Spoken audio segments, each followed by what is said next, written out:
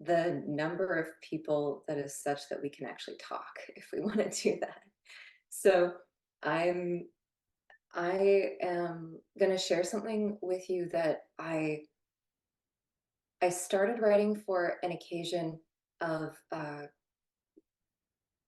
conference at Harvard, and I was put on the psychedelic medicine track, and so I was thinking about issues around so-called bad trips, challenging psychedelic experiences, and reckoning with these. And I thought, okay, so how can I fit that into this conference track with medicine? So my lead up to this is, and I don't have slides because I'm a philosopher, and so I'm not going to graph anything. We can make eye contact. My lead up to this is how do bad trips or challenging psychedelic experiences show up or get dealt with or have bearing on psychedelic medicine? And it opens onto all kinds of issues with just the biomedical paradigm. So this title has a couple of key terms that I'm constantly thinking with. So I'll define those. Theodicy, our very own Dr. Brendan Lyer over here actually helped me make this really parsimonious the other day. So I use this concept to signal that I'm reckoning with the presence of evil and suffering. How can these things be? How can these things exist in a world that I want to live in?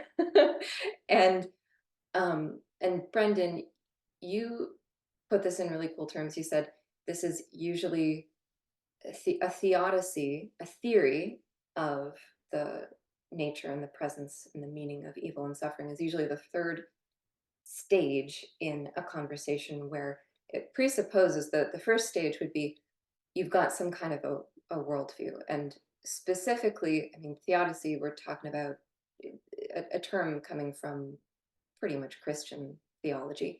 And I'm not a theologian of that kind. I work in religious studies. I don't do theology in a particular tradition, but I absolutely am doing the same thing that theologians are doing all the time, insofar as I'm trying to figure out what is the shape of the universe and how to live in it. So you've got some kind of a worldview, and it has a divinity. Say it's supposed to be a benevolent God. Well, then you've got the evident presence of evil and suffering. So how do you square those? And so theodicy is the third term there. Okay, what's your theory of that? How do you account for that? So what's your theory of how the evil relates to the benevolent God? Does God will evil or something like that? But this is at least my personal shorthand for when I'm reckoning with, like, what is happening when people have, say, a psychedelic experience where what they seem to intuit is that the nature of the world is a cold, dead, mechanistic place that is indifferent to our lives, or maybe actively wishes us ill, something like that. So theodicy. Whoa, that was my phone. I think it thinks that I said Siri. And in my reckoning, like I said, it's a world that I want to live in. And I really like the Jim Fadiman expression of it, that his intuition and the intuition of many highly adept practitioners, mystics, and regular ass people who've had a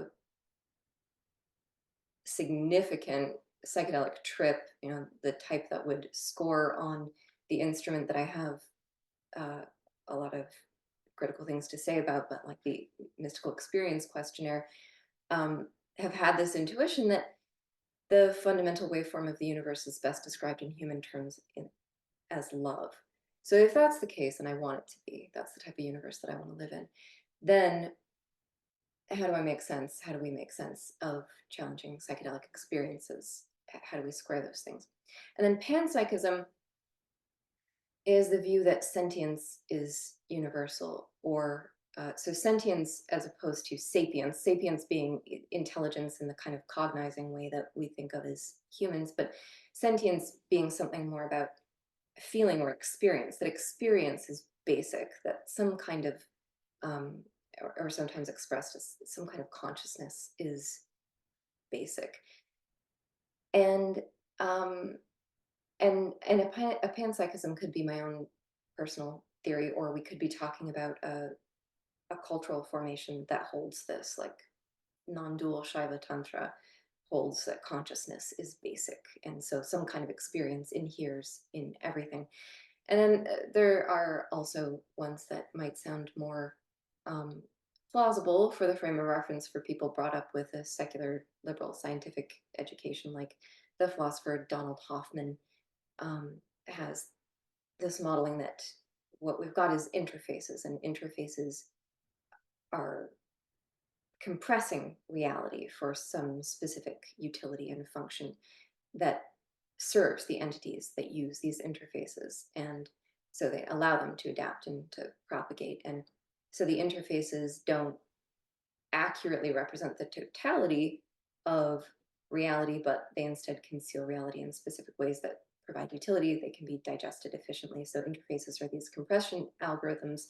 And so those interfaces are comprised of interfaces kind of all the way up and all the way down, like a holonic theory of interfaces. And so you've got some kind of awareness or consciousness or experience at all scales of being, from I think Peter Sharday Hughes puts it on his website, from molecule to human and beyond.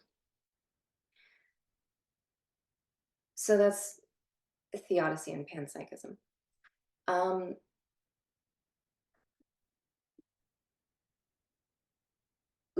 Okay, I'm going to read this question right now to have it in mind when appropriate for questions and answers. What's your position and thoughts on bad trips for individuals that engage in the use of psychedelics while not following strict preparations for the use of plant medicine? The background on this: in the safer use of ayahuasca, proper cleaning is key with elimination of pharmaceuticals, foods, diets, etc. How would you hypothesize that some bad trips are a result of pharmaceutical contraindications, foods, diets, or doses in excess of what's tolerable for size, weight, metabolism, age? Yeah, okay. Interesting question, holding that. Okay, so let me lay on you what I put together for this psychedelics and medicine thing, and then we'll deal conversationally with some of the questions that are wide open arising from this. So psychedelic medicine grapples with the issue of bad trips within the framework of regulatory systems that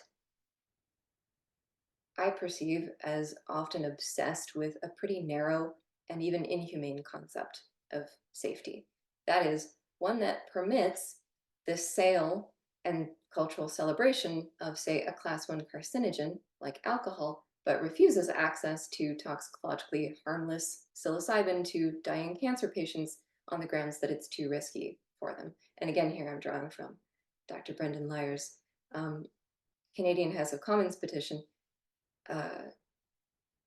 which was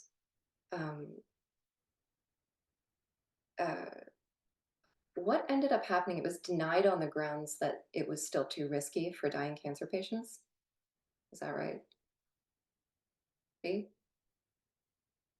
Unmute. Sorry, are you talking about, well, it's been denied on many different occasions with many different patients. Mm-hmm. And for various procedural and reasons supposedly associated with unknown risks or very conservative risks indexes that are completely disproportionate with any practice of medicine. So yeah. Okay, thank you. So I've been reading some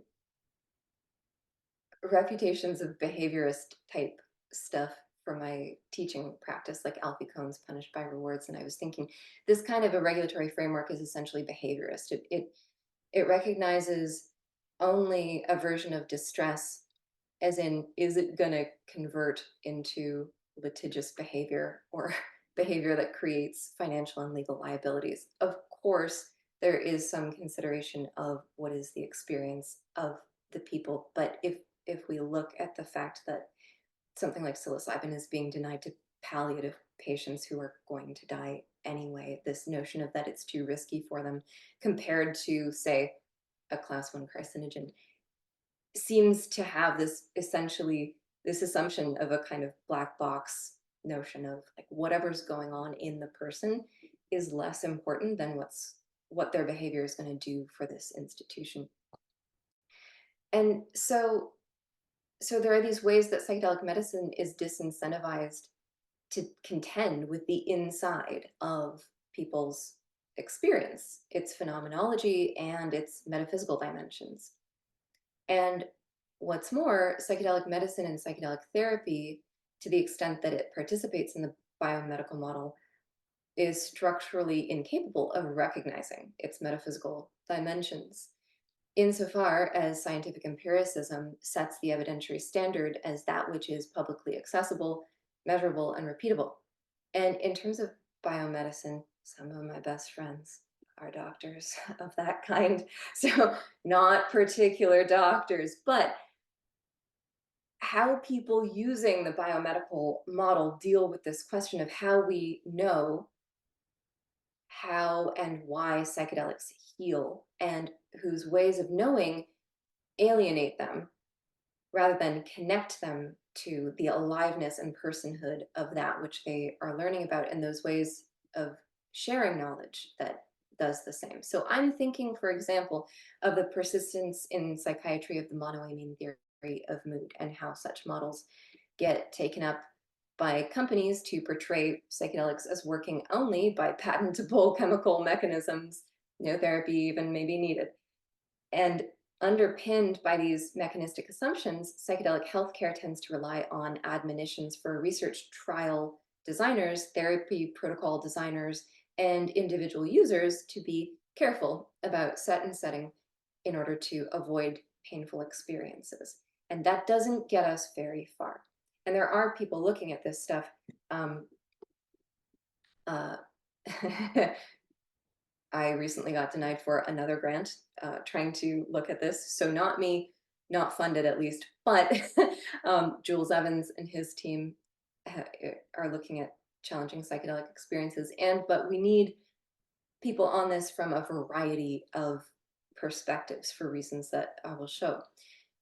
Because there are lots of good frameworks for working with painful psychedelic experiences and making sense of why they happen, which have been developed in cultural contexts that have long practice working with these experiences, namely certain indigenous communities with traditional use of spirit medicines, certain non-indigenous grassroots psychedelic communities who have long practice, certain esoteric religious and spiritual communities that have refined practices to elicit, navigate, and integrate special or extraordinary experiences dealing with the subtle body, energetic bodies. And still within these are many open questions, and even to the extent that such questions have answers, they still need translating into other cultural contexts. We're going to need to bridge these somehow. Even if the resources exist out there, we've got to bridge them with the Western biomedical model that is the one currently regulating and legislating and administering and creating the containers in which people are accessing and using psychedelics. Now, so what happens if a North American goes and has an ayahuasca experience in the Amazon, and they're doing that in order to treat their mental illness, and then they return carrying stories about plant medicines back to their homeworlds? How do their doctors and therapists back home model according to their worldviews what healing has gone on and how that has occurred in them as patients? You know, there's one thing for the people going and seeking these experiences, but then how do they actually interface with their circle of care in, say, a Canadian healthcare system?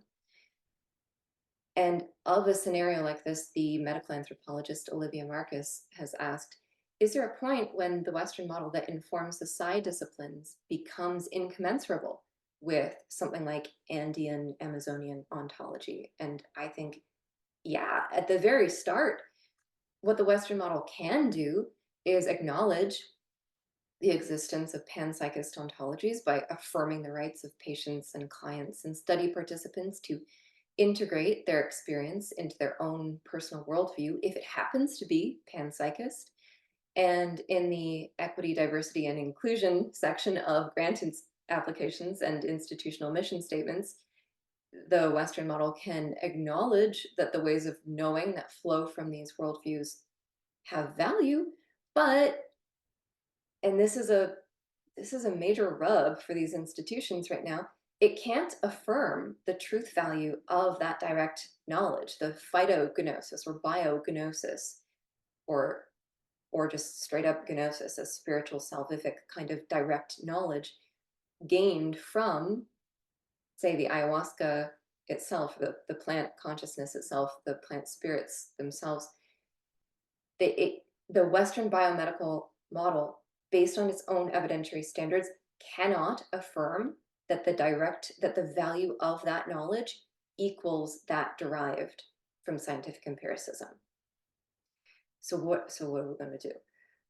On those terms, neither biomedicine nor the psi disciplines can recognize, say, ayahuasca, among other plants, as anything other than a medicine for something beyond the therapeutic process. And so bad trips, then painful psychedelic experiences, need to be reduced to the terms of personal psychology and toxicology. That's what the model can admit of. And yet bad trips or challenging or frightening or painful psychedelic experiences are among the most ontoseismic, like world shaking, world model shaking personal experiences that introduce ruptures into people's worldviews and their clinical and experiential models and the stories that they tell to make sense of their lives. And whereas much of psychedelic Western biomedicine may wish to imagine that any psychedelic experience could be made full of love and light, at least in its aftermath, if only the circumstances and interpretation and supports are correct. Some traditions, say, of ayahuasca shamanism, may acknowledge spiritual forces that are sinister or dark or evil or malevolent, or may seem that way, at least, to Westerners, including the spirits of plants, of fungi, of other non-human beings themselves. So how do those energetics arise? How can psychedelic medicine approach the theodicy that they present? And the more that I walk a green path and a medicine path and a path of practice with these experiences, the more I actually feel surprised that anybody bothers to try to address these kinds of questions through the academy when they themselves are engaged in practice and their center of consciousness and mode of perception is that of aesthesis, whose mode of perception is heart-minded. Because for the academy and the people whose linear mode of perception has been formed in the largest part by it, the hardest thing for us to do is give reality to our own experiences through to our own feelings and sensations and the things that we're experiencing directly. And so it's increasingly a wonder to me that anyone doing this work actually agrees to do much of it in an institution which at the same time is a testament to the academy's rigid grasp on the terms of valid knowledge. And so many of us need to cross altitude from integral consciousness to speak in cosmophobic terms of the institution in order to get things done in the world, like influence the policies of healthcare institutions. So, this reflection on my ambivalence about doing this work in the academy, as much as I do it, returns me to the issue of psychedelic medicine grappling with bad trips.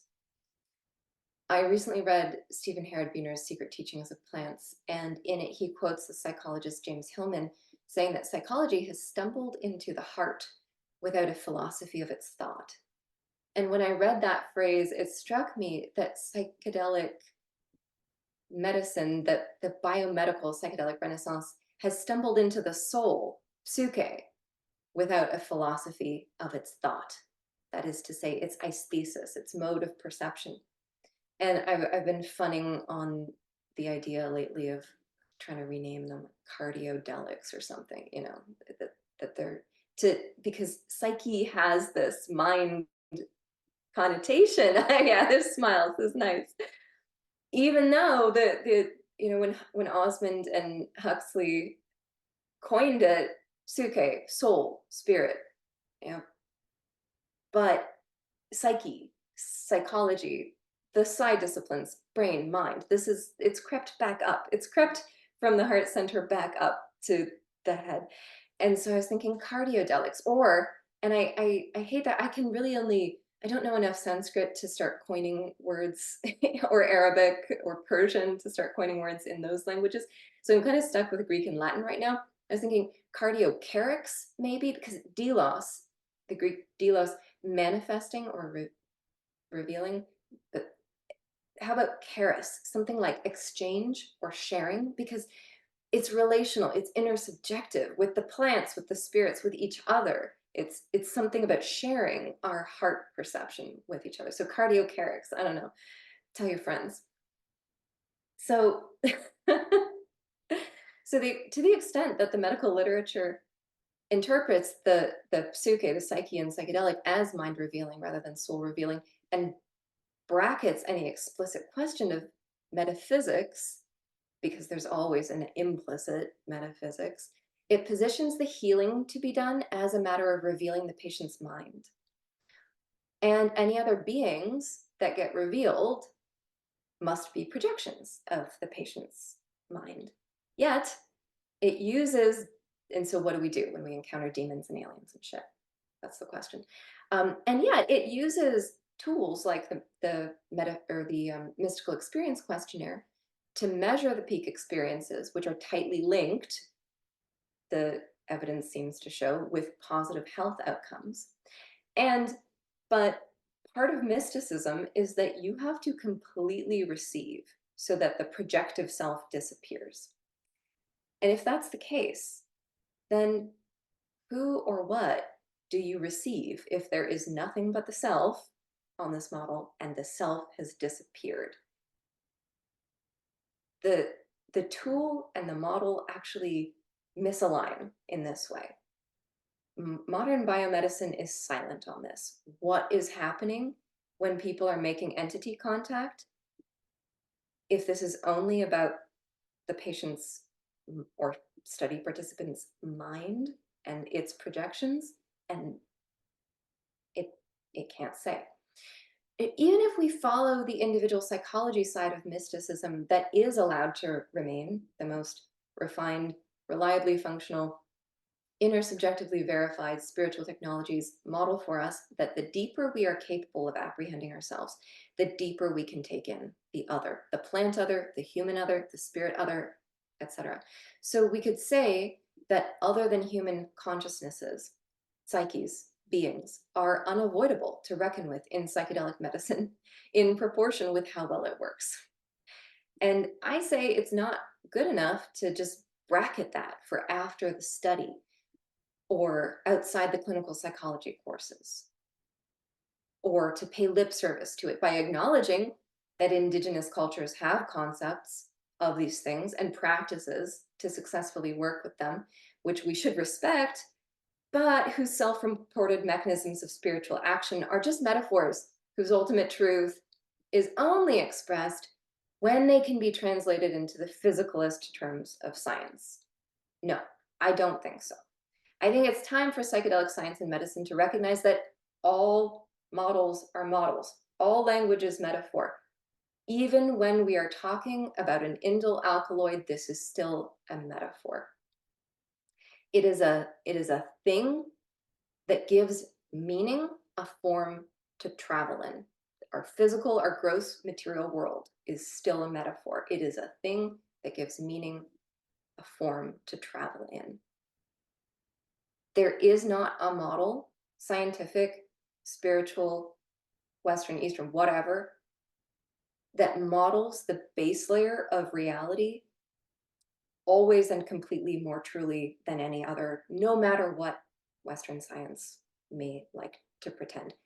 They're all models, and we need a lot of them in order to triangulate functional ways of working in the world, especially with profoundly weird experiences. So, okay, what then is a bad trip?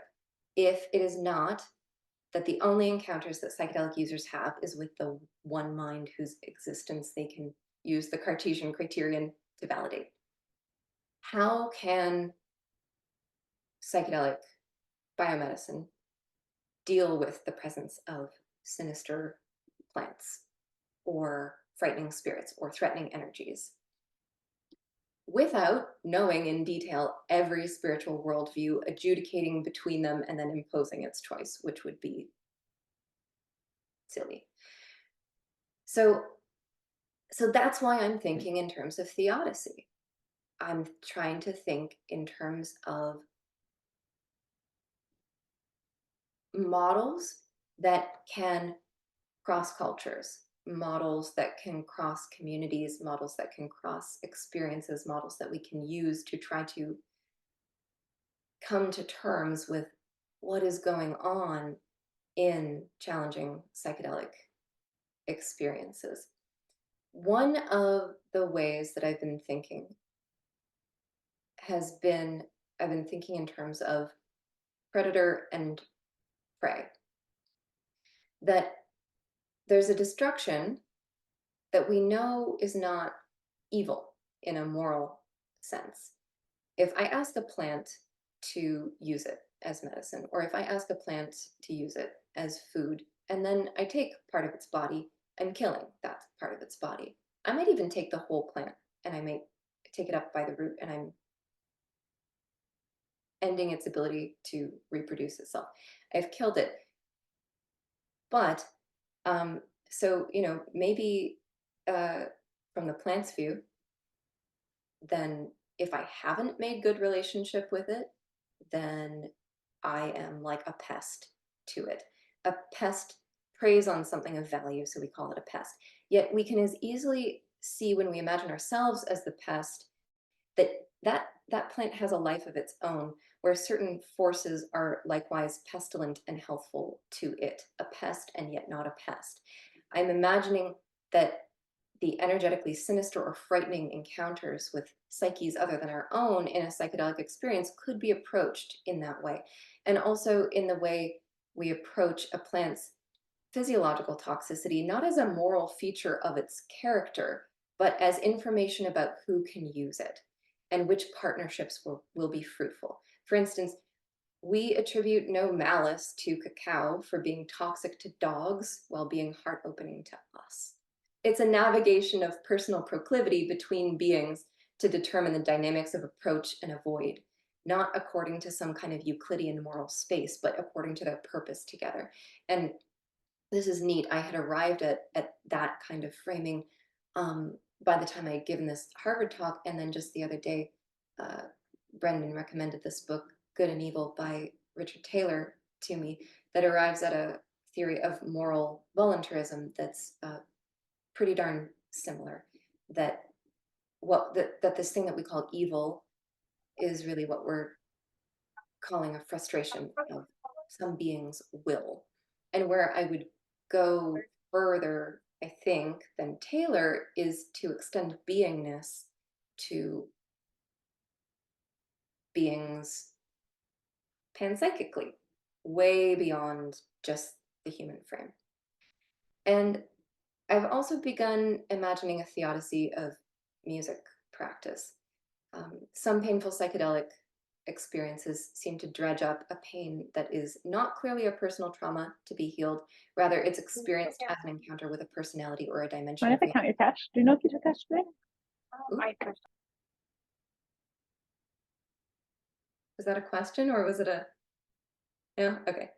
Um, an encounter with a personality or a dimension of reality that seems indifferent or hostile to us, carrying the message with it that the fundamental truth of things isn't love and light, but evil or meaninglessness. There's a, did anybody read it's called A Theological Reckoning with Bad Trips. It was published by the Harvard Divinity Bulletin. It was a Harvard Div student who had participated in psilocybin trials and had had a really beautiful experience, and then had an experience that was totally world shattering and seemed to reveal to her the fundamental ontology of things was just like a sinister and just kind of voidy world universe. Thank you, Akiani. Yeah, there it is, A Theological Reckoning with Bad Trips. Yet, and I thought about this a lot, I thought about her trip report a lot in relation to some of my own experiences of existential distress. And after a very, very long time, a reckoning with many friends, I arrived at an idea of, yet here we are with beingness, experiencing something rather than nothing, and that life exists and requires care to do so. And so any non-being, death, and that which is death dealing, is yoked in this opposite and encompassing container of living being, which depends essentially on care. That's how I bridged to that oft-quoted passage by the psychedelic researcher Jim Fadiman about his own LSD session. Right, he said, I walked to a place of total aloneness. You've got to walk this valley by yourself, deep awareness of separation from the universe, the sense that there was really nothing at all you could hold on to. This, fortunately, is very, very close to the place next to it, in which there was only one thing, and I was part of it. At that point, there was what might be called songs of jubilation throughout the heavens. Another jerk wakes up. Not jubilation at the realization of who I am, Jim Fadiman, but who I was part of. What a relief. I moved into a space of feeling that I was not part of everything, but everything was part of everything. And I was clearly part of that. Suddenly it was obvious there is no death, and the fundamental waveform of the universe is best described in human terms as love. And so some of the horrors that are in some of our psychedelic experiences and the horrors that are in the human world on Earth, I have begun to think of in terms of the discordant result of a creative unfolding that moves forward through harmonics of tension and release, of contraction and expansion, at the same time striking wrong notes, not out of malice, but out of unskillfulness, the same way that I make mistakes when I bring the instrument of my body to the instrument of the piano that I am very slowly and poorly learning to play. And as predator and prey, or player and played, we learn the enabling constraints of how we can and can't relate. This kind of moral voluntariness, this evil and good are functions of what happens when the purposes of different beings, and I'm talking beings all the way down and all the way up, all of these holons that are above and beyond and within and without of the consciousness that we experience as ourselves, how they come together for their purposes and negotiate those purposes. There's this bit in the Stephen Buhner book, Secret Teachings of Plants, where he says, there are these plants that will thrust themselves upon you in spite of your desire not to notice them, the weed that will not go away and that you continually notice in irritation, the plant that regularly trips you as you walk through the field. Such plants are often some of the most powerful medicines you'll find. They stir something in your unconscious, breaking through your habituated not noticing, and intrude on you until you begin to take a real look at them. Then there are one or two crazy ones that'll freak you out, pick on you through your new sensitivity, this cultivated aesthesis. No need to be afraid, he says. It will be a while before you run into them, only when some deep part of you is ready and has cried out for them, for help. And in Axioms of Phytognosis, the occult herbalist Daniel Schulke writes that Of necessity, pain, revulsion, and disgust play parts in perception, and these sensations also have their occult corollaries. To the true seeker, all gained of the sensorium is of value, even if only to learn what knowledge is ultimately not ours to hold. The character, spirit, or genius of individual plants are an interactive community with which one could hold discourse. He describes the poison hemlock arising from accidental overexposure to the raw roots. Distinct from many other poisonous plants, its effects on him were nauseating, dissociative from usual self-reference, and numbing to the sensorium, particularly the sense of smell and reaction time nervous reflex. Through this initial contact, a state of reckoning of the poison occurred that did not align with familiar thought processes, and in fact presented strong attributes of personality distinct from all others I, Daniel, have known. A presence of dark majesty bearing a rigid Saturnian characteristic of restriction, lethality, and castigation. In this vulnerable and fragmented state, I was presented with better protocols of root preparation, and from this was born an improved salve recipe from the hemlock, taking into account the counsel of the plant and its direct effects upon the body. More directly, in this poison experience, respect of the plant and its right approach was learned. And this was hemlock. This was not something acting on the 5-HT2A receptor system. Now, this is the kind of psyche manifestation that is occurring in a person and a plant, quite irrespective of it being part of this class of substances that we are typically talking about as psychedelic. So, in the end, so far, what I'm suggesting is that psychedelic medicine and psychedelic psi practices, psychology, psychotherapy, etc., need not only psychologize negative entity encounters, nor try to avoid them altogether in order to keep people safe and help people heal. In fact, if it can see this, it can understand how backwards it often is about disease in general. In the first place, that disease itself can be an intelligent entity. And I would be nervous about saying this if Gabor Mate had not said this first. Though a painful one, and trying to get rid of it without meeting it as another psyche is often to try to get rid of the information that it bears, which is key information needed once taken in and understood to finally get rid of it and heal. So, occult burgalist, occult botanist, is it? So I will, let me read these questions and I will pepper in a few of my own as well. Okay, so we've got the first one about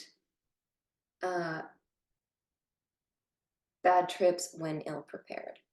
And then we've got, okay, Catherine says, the Western medical model is also firmly entrenched in a capitalist model, and this makes plant medicines very threatening. Absolutely. If med schools and hospitals depend on big pharma funding, yeah, they won't fund me.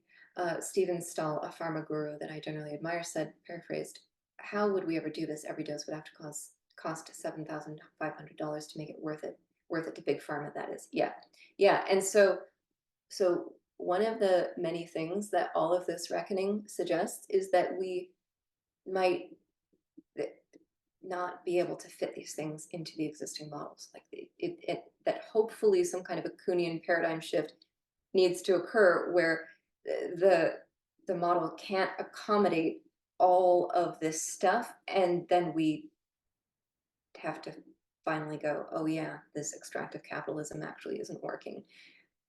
It's not just that on its own. It's not just that this model of dealing with symptoms rather than causes is not working. Like all of these things are now not working together. Psychedelics are revealing the ways in which all of these things are not working in concert, and the systems are gonna have to give. And then there's, okay, on the thought of killing plants, this thought might be existential. Good. But if we go back to Newton's law, energy cannot be created or destroyed. It only changes states. So we may not be killing plants, but helping change their form of energy. Energetics and dark spirits kept at bay through the burning of tobacco, wood burning, fire to escort the dark spirits or bad energy. Cardiodelics, energetics within the soul and spirit. Yeah, destruction as a precondition for creation. And then finally, the comment, all steps toward larger body-mind understanding. Psychedelics are not strictly psychological. John. Hi, Sharday. Thank you for reading through those lengthy diatribes that I put in there. They're wonderful. So I've had the opportunity to use ayahuasca in Peru. My sister operated a ayahuasca healing retreat, and it was very much a very involved process with her and her husband to clean the body, purify, to receive the plant medicine and receive it into your heart. It was a very beautiful experience. And I was just curious because you were talking about bad trips with psychedelics.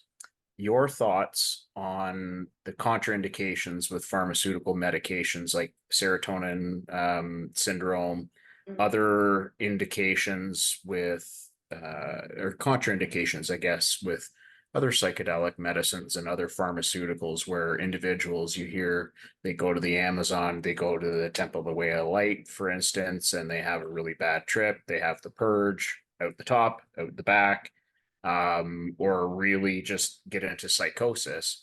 But we don't know if those individuals have had other substances like coca or other opioids and so on, alcohol. You really have to be regimented when you're using these medicines to get the best experience. So I was just curious if you'd be able to comment on your thoughts or hypotheses on what could cause a bad trip. Could it be the contraindications or medications, inappropriate doses? And I'm aware that Devin Christie and the group in BC were working on a bunch of the dosage bits, and I've kind of been communicating with Devin since 2012 when she first moved out there. But I'm just curious about dose and medication related thoughts from your perspective, and then I can follow up with a comment about the changing states, if you will. Yeah. I've been thinking a lot about preparation in terms of clearing, and that in fact that is in some sense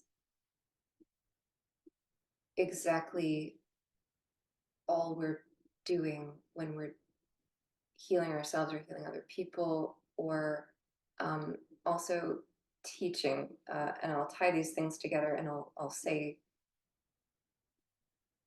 why this is the thought that I'm having.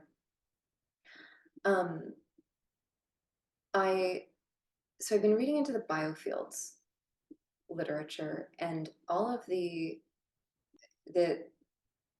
stories collected seem to be that people who do that type of healing, any kind of energetic healing, something that has a subtle or spiritual or energetic component, as in, say, ayahuasca practices, though it also, that one clearly also has a component that has a layer of chemical explanation, has a biochemical explanation, has a ritual and a social and all other layers of explanation.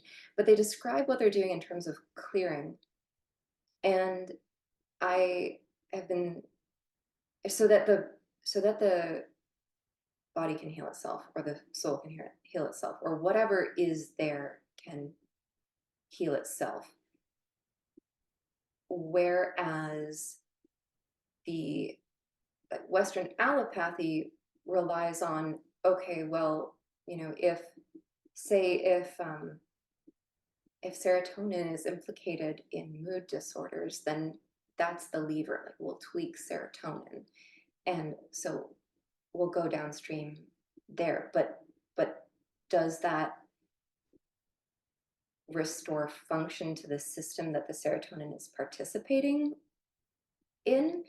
Like that's not well modeled.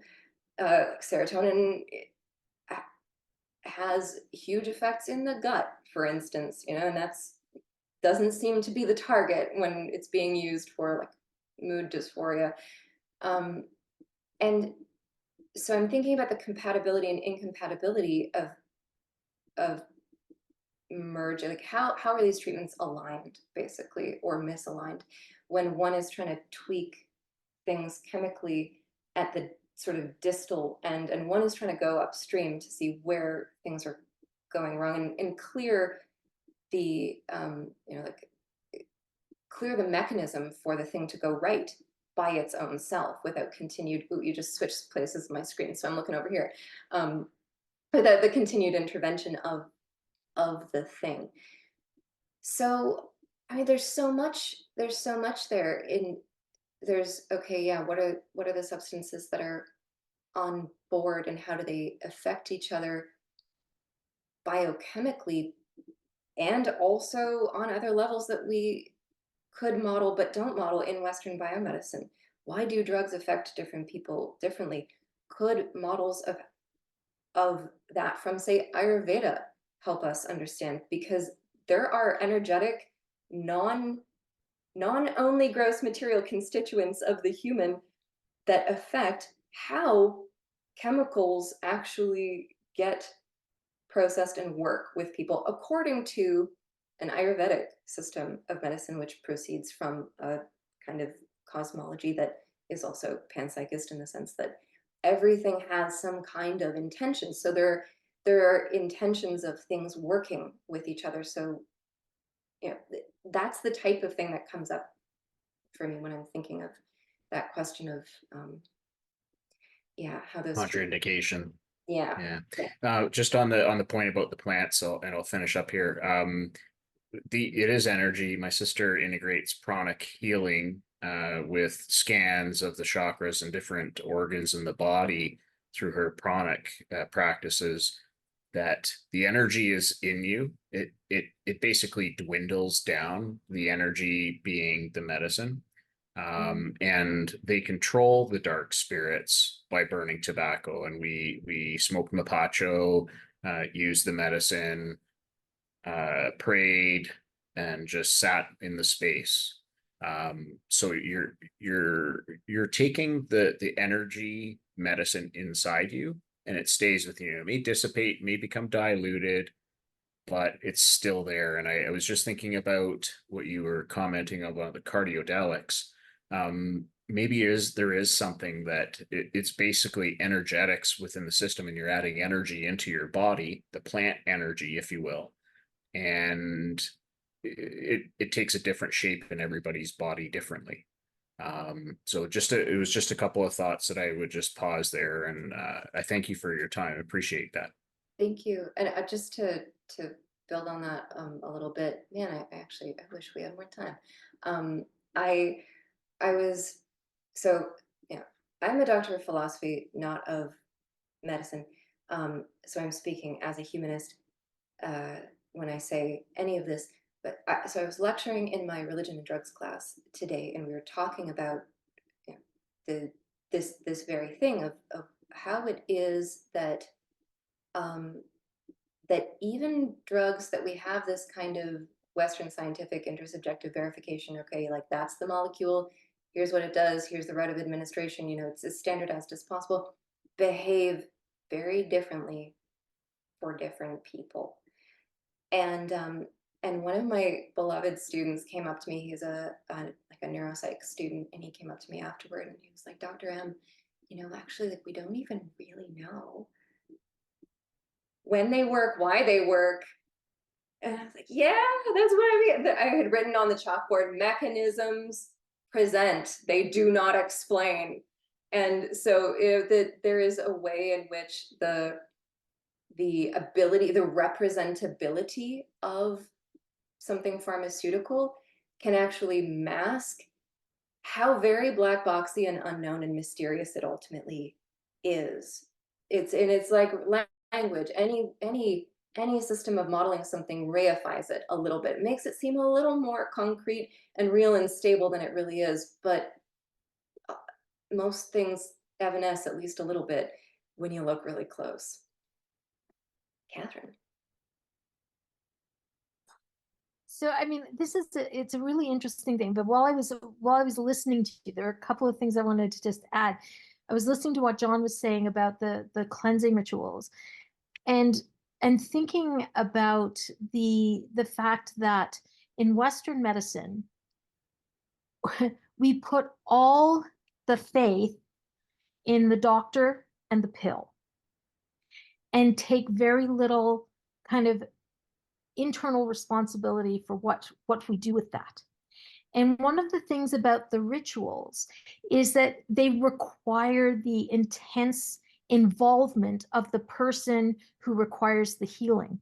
Yeah. And that is a tremendously important part of this process, right? That doesn't happen in Western medicine much of the time. It is very hard to get people to engage in their own healing other than taking the pill. Mm-hmm. However, in traditional medicine, so I work in an Indigenous community, and we go out picking medicines. We learn how to pick medicines. We learn how to preserve the medicines. We learn how to use the medicines. We ensure that the medicines are not exposed, even in the same building, to drugs that are harmful for the people.